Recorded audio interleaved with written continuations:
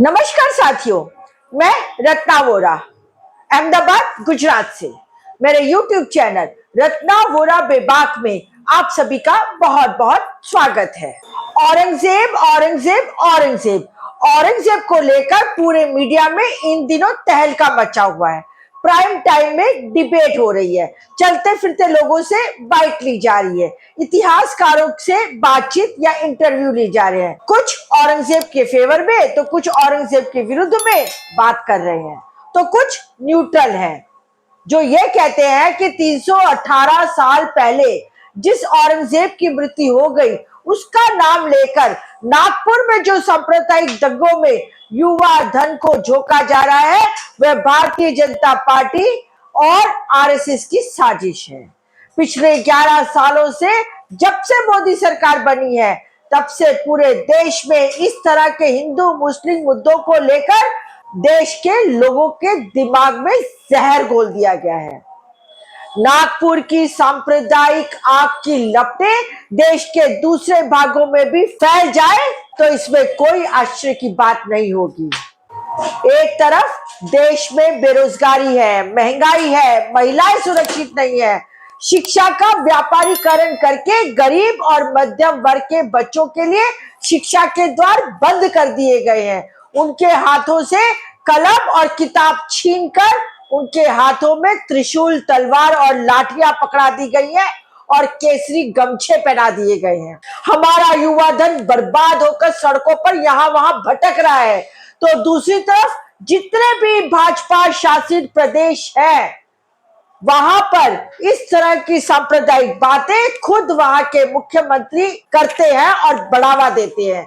चाहे फिर वो उत्तर प्रदेश के योगी आदित्यनाथ हो, असम के हेमंत बिश्वा शर्मा हो या फिर अब महाराष्ट्र के देवेंद्र फडणवीस, क्योंकि उन्हें मालूम है कि एक समय पर नरेंद्र मोदी ने भी गुजरात में 2002 में सांप्रदायिक दंगे करवाए और तभी से नरेंद्र मोदी का राजनीतिक कद दिन प्रतिदिन बढ़ता गया और अंततः वह प्रधानमंत्री के पद पर भी पहुंच गए उनकी इसी सांप्रदायिक बातों की वजह से। इसीलिए भाजपा शासित सभी मुख्यमंत्री भी सांप्रदायिकता का तड़का लगाकर नंबर 1 बनने की होड़ में आजकल लगे हुए हैं। कौन कितना ज्यादा जहर उगलता है, कड़वी बात करता है, हिंदू मुस्लिम करता है और अपने राज्य में हिंदू मुस्लिम के दंगे कराता है, इसी के बीच में कंपटीशन लगा हुआ है। खैर, यह बात तो हुई राजनीतिक, परंतु भारत के प्रसिद्ध इतिहासकार और लेखक डॉक्टर राम पुनियानी जी क्या कहते हैं औरंगजेब को लेकर वह भी सुनने जैसा है।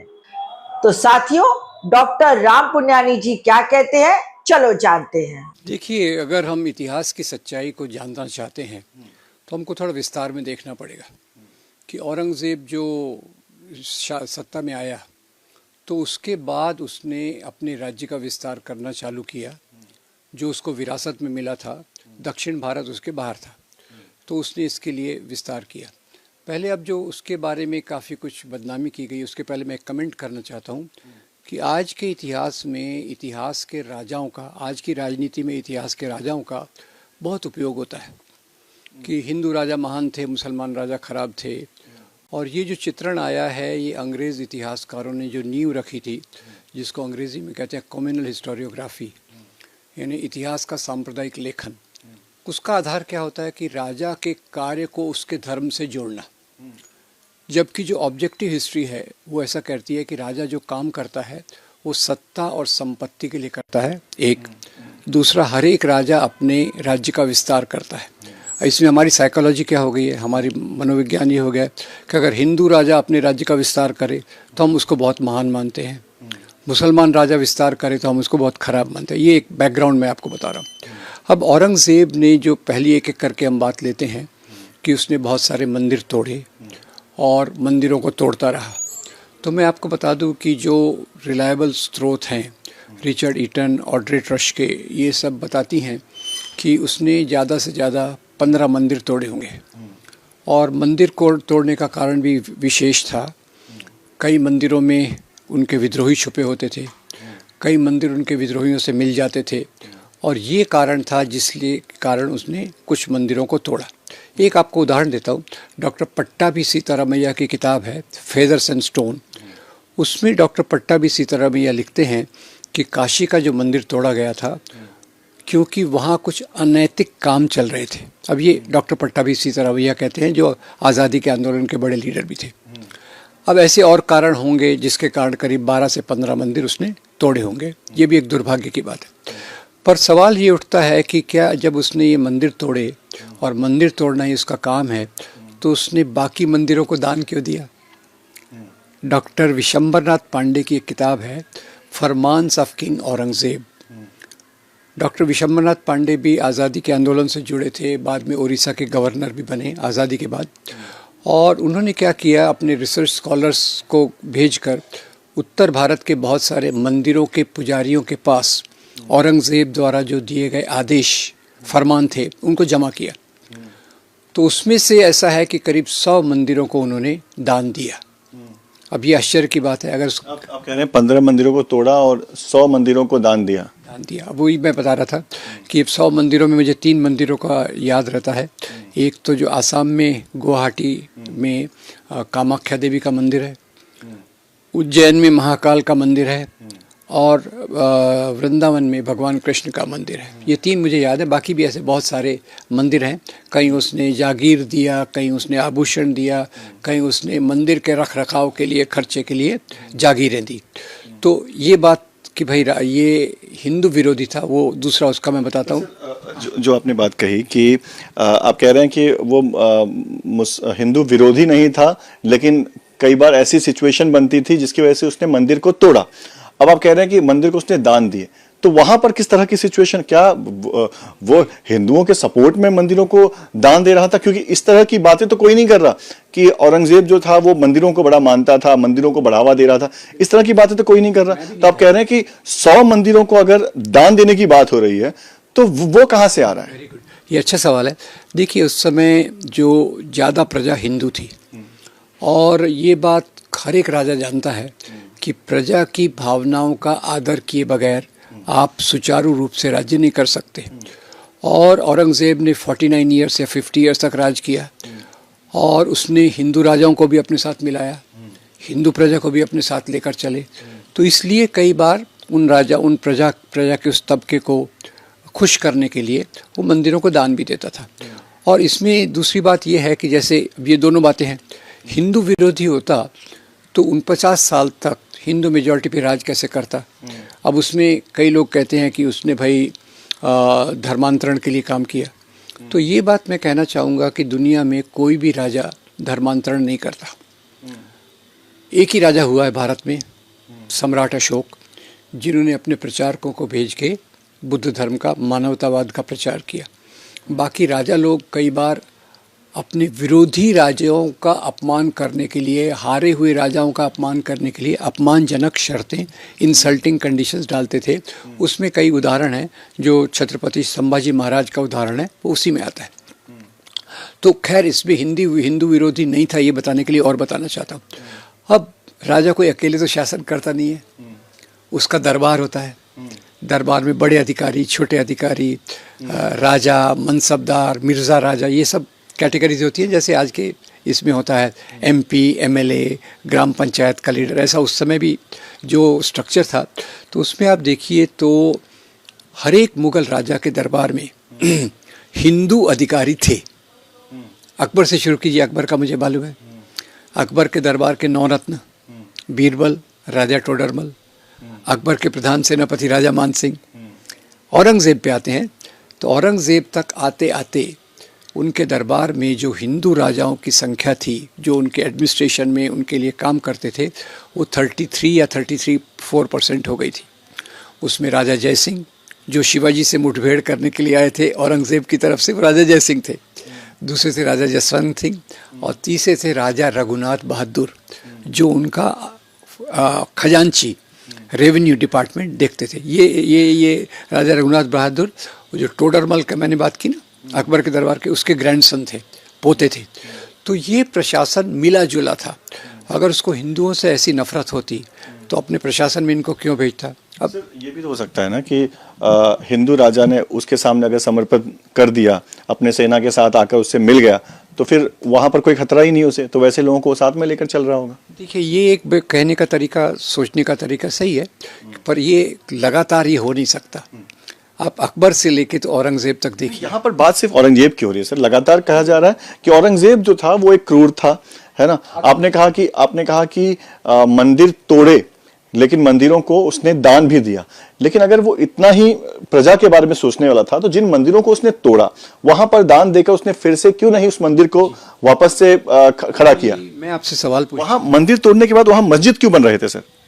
अब देखिए, मंदिर तोड़ने के बाद वही मस्जिद बनी, ये एक डिस्प्यूटेबल सवाल है। कहीं कहीं उसने मस्जिद भी बनवाई, और मंदिर और मस्जिद पास में बनवाए ताकि जो लोगों को आने जाने की सुविधा हो, वो बराबर है।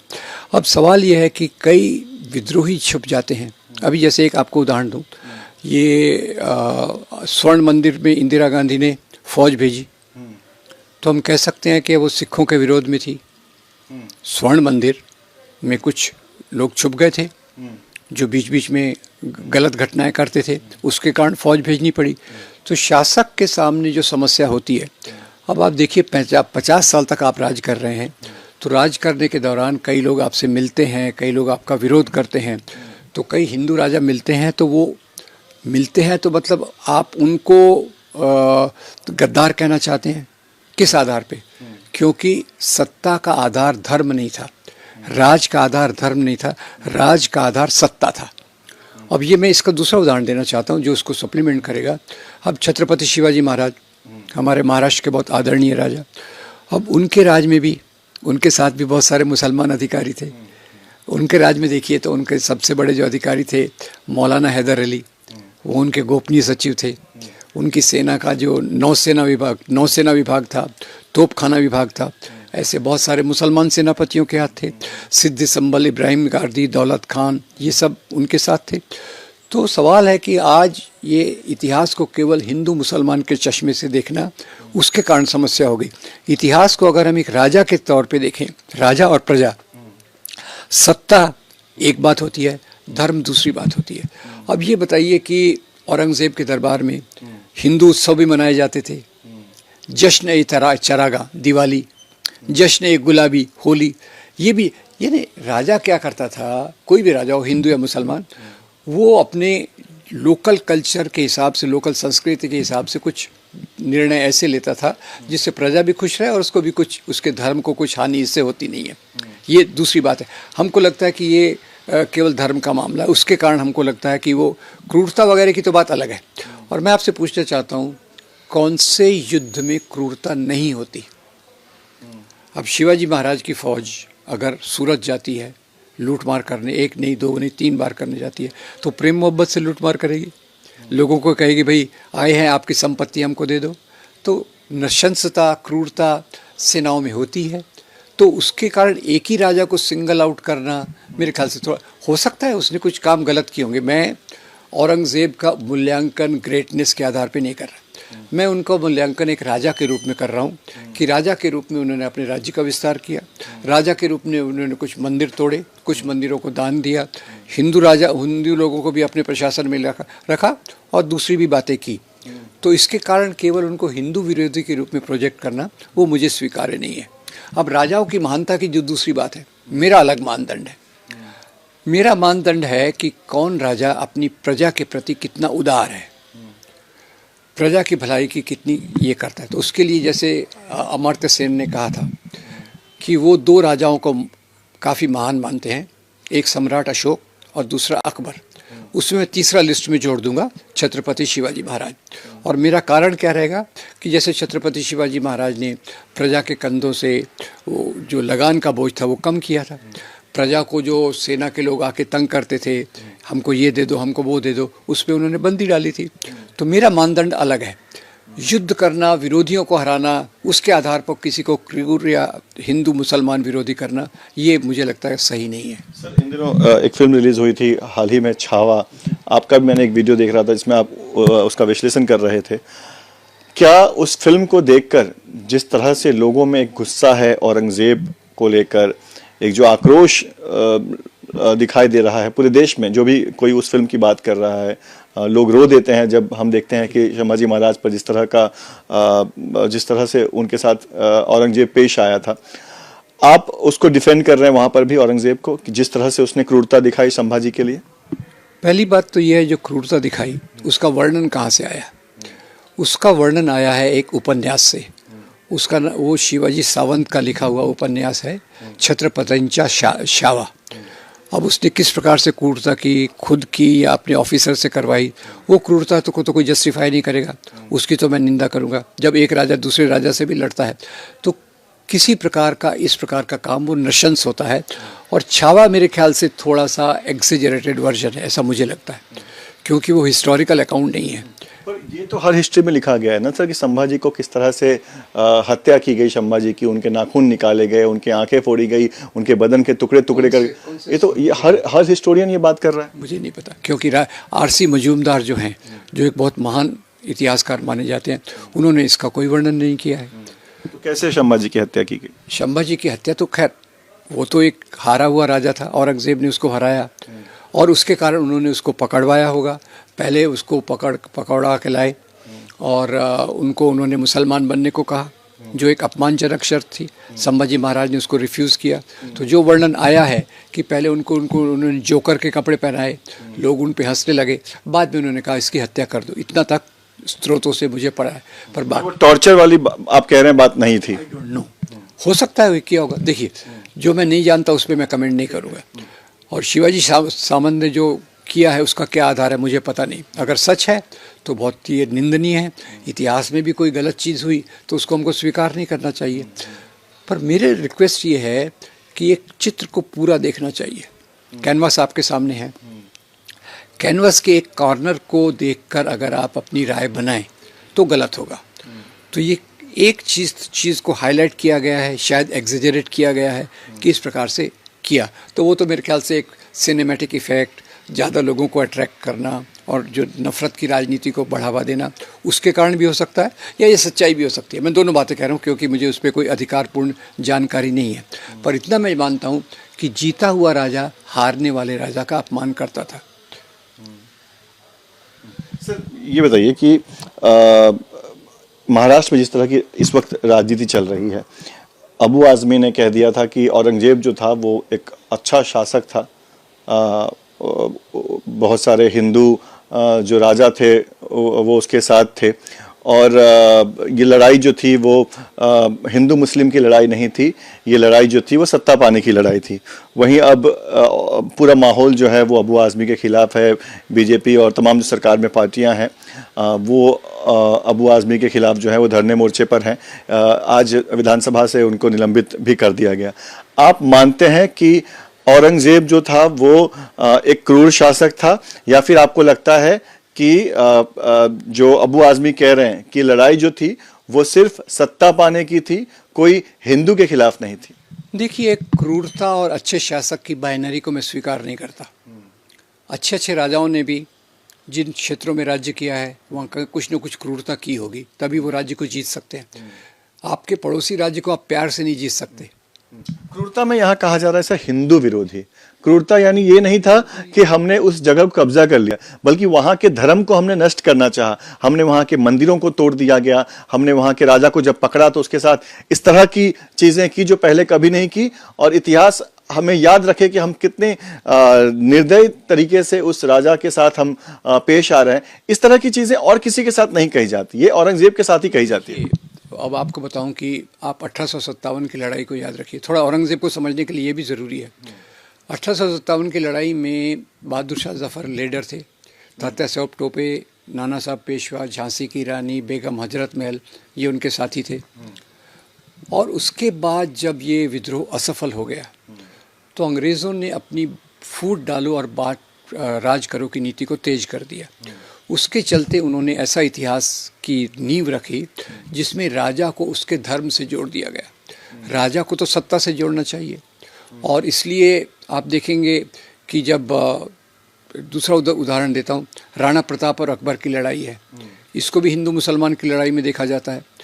पर अकबर की फ़ौज में उस समय बहुत मुसलमान थे, हिंदू भी थे, और अकबर की फौज का जो सेनापति था वो राणा प्रताप था, और राणा प्रताप की फौज, अकबर की फौज का जो ये था वो राजा मान सिंह था।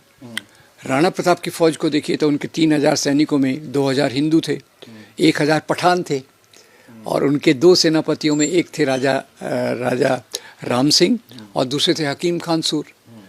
तो अंग्रेज़ों ने जिस प्रकार का नैरेटिव खड़ा किया, जो बाद के सांप्रदायिक लोगों ने उठाया, उन्होंने इन लड़ाइयों को धर्म के आधार पे देखा, कि जबकि आप 50 साल के शासन के बाद भी देखिए तो हिंदू धर्म यहाँ से ख़त्म नहीं हुआ, हिंदू धर्म बराबर बना रहा। और जो कुछ मंदिर भी मैंने आपको बताया, कुछ मंदिर तोड़े गए, ज़्यादा मंदिरों को दान दिया गया। तो अच्छी बात तो नहीं है ये, पर इतिहास में ये हुआ। एक बात और ख्याल रखिए दोस्त, कि कई बार हिंदू राजाओं ने भी मंदिर तोड़े, और एक बार औरंगज़ेब ने भी एक मस्जिद को तोड़ा। तो जो हम धर्म से जोड़ के देखते हैं उसका मैं उदाहरण देता हूँ। 11वीं शताब्दी कश्मीर में एक राजा थे हर्षदेव, उनका उल्लेख मिलता है कल्लण की राज तरंगिणी में। कल्लण बताते हैं कि भाई जो वहाँ का राजा हर्षदेव था, उसका खजाना खाली हो गया, तो उसको आइडिया आई कि भाई मंदिरों में तो इतनी संपत्ति पड़ी है, तो उसने एक विशेष ऑफिसर को नियुक्त किया, देवोत्पतन नायक, जिसका काम था मंदिरों में जाना, वहाँ जो सोने चांदी के अब मूर्तियाँ हैं, रत्न जड़ित मूर्तियाँ हैं, उनको राज दरबार में लाना। ऐसे रिचर्ड ईटन भी अपने स्कॉलरली वर्क में बताते हैं कि 2 हिंदू राजाओं में भी जब होता था झगड़ा, तो जीतने वाला हिंदू राजा हारने वाले हिंदू राजा के कुल देवता के मंदिर को तोड़ता था, वो ये बताने के लिए अब यहाँ का राजा मैं हूँ। क्योंकि कई बार राजाओं की आइडेंटिटी, पहचान उनके कुल देवता से भी होती थी। तो ये बहुत सारे कारण हैं, उसको नैरो डाउन करके एक बाइनरी के रूप में हिंदू बनाम मुस्लिम, और मुसलमान हिंदू को नफरत करते थे, हिंदू धर्म मिटाना चाहते थे। आप देखिए कि हमारे धर्म की जो महान परंपरा है, भक्ति परंपरा, वो कब विकसित हुई? इसी दौर में विकसित हुई। हमारी संस्कृति की जो एक दूसरे से मिलन हुआ, जिससे गंगा जमनी तहजीब आई, हमारे खाने पीने की चीज़ों में बदलाव आया। मैं थोड़ा एक मामूली उदाहरण भी देता हूँ। बिरयानी ईरान से आई थी, गुलाब जामुन ईरान से आया था, और इस प्रकार की चीज़ें, जैसे हमारी यहाँ भाषाओं में भी बहुत सारे शब्द हैं, उसमें भी बहुत सारे पर्शियन शब्द हैं। तो ये जो मेल जोल बढ़ा, सबसे बड़ी बात तो मुग़ल दौर में ही एक इस प्रकार की धार्मिक परंपरा का मेल जोल भी हुआ। अगर उनको हिंदू धर्म के खिलाफ इतना करना था, तो इतनी महान हमारी भक्ति परंपरा को विकसित वो नहीं होने देते थे, क्योंकि ज़्यादा लोग तो भक्ति संतों को मानते थे, कबीर को मानते थे, रैदास को मानते थे, तुकाराम को मानते थे, ये सब चीज़ें हुई। तो ये जो बाइनरी खड़ी की गई है हिंदू बनाम मुस्लिम, ये अंग्रेज़ों ने इसकी जड़ डाली, और बाद में चलकर सांप्रदायिक ताकतों ने इसको पकड़ लिया, और उसके आधार पे मुसलमानों के खिलाफ नफरत फैलाना, हिंदुओं के खिलाफ। मुस्लिम लीग ने क्या किया? हिंदुओं के खिलाफ नफरत फैलाई। हिंदू महासभा RSS ने क्या किया? मुसलमानों के खिलाफ नफरत फैलाई। और सर, आप जैसे जो हिस्टोरियंस हैं वो भी तो बटे हुए हैं, वो भी तो एक मत में नहीं कह रहे हैं कि औरंगजेब जो था वो सत्ता की लड़ाई लड़ रहा था।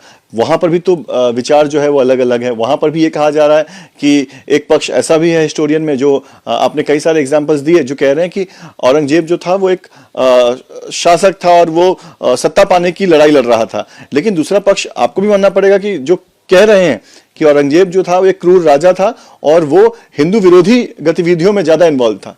देखिए, ये आपकी चॉइस का सवाल है कि कई हिस्टोरियंस जो राजनीतिक विचारधारा से प्रभावित हैं, वो तो ज़रूर इस प्रकार की बात करेंगे, क्योंकि देखिए इतिहास कोई मैथमेटिकल साइंसेस जैसा नहीं है।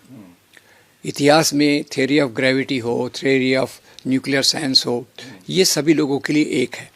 इतिहास में क्या घटनाएं हैं, और घटनाओं का इंटरप्रिटेशन इतिहास के तौर तरीके पे होता है। जो इतिहासकार लोकाभिमुख हैं, पीपल ओरिएंटेड हैं, वो लोगों के आधार पे प्लस माइनस दोनों चीज़ करके अपना निष्कर्ष निकाल रहे हैं। पर जो खुद ही राजनीतिक विचारधारा से प्रेरित हैं, हिंदू बनाम मुस्लिम की, हिंदू राष्ट्र की विचारधारा से प्रेरित हैं, वो तो निश्चित रूप से उसको केवल इतना ही देखेंगे कि उसने संभाजी महाराज को टॉर्चर किया, उसने दूसरे काम किए, मंदिर तोड़े, पर वो ये नहीं देखेंगे मंदिर तोड़े भी थे, मंदिरों को दान भी दिया। तो वही बात डिस्प्रूव होती कि अगर धर्म से इसका संबंध होता तो मंदिरों को दान नहीं देता, धर्म से संबंध होता तो 33% अधिकारी उसके हिंदू नहीं होते। और धर्म से उसका संबंध होता तो उसके 50 साल के शासन के बाद भी इतने सारे हिंदू कैसे रहते?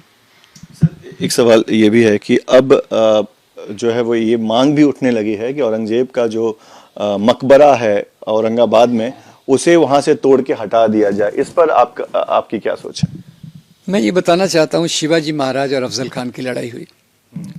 अफजल खान को जो वागनक दिया था वो रुस्तम जमान ने दिया था। अफजल खान की हत्या हुई शिवाजी महाराज द्वारा।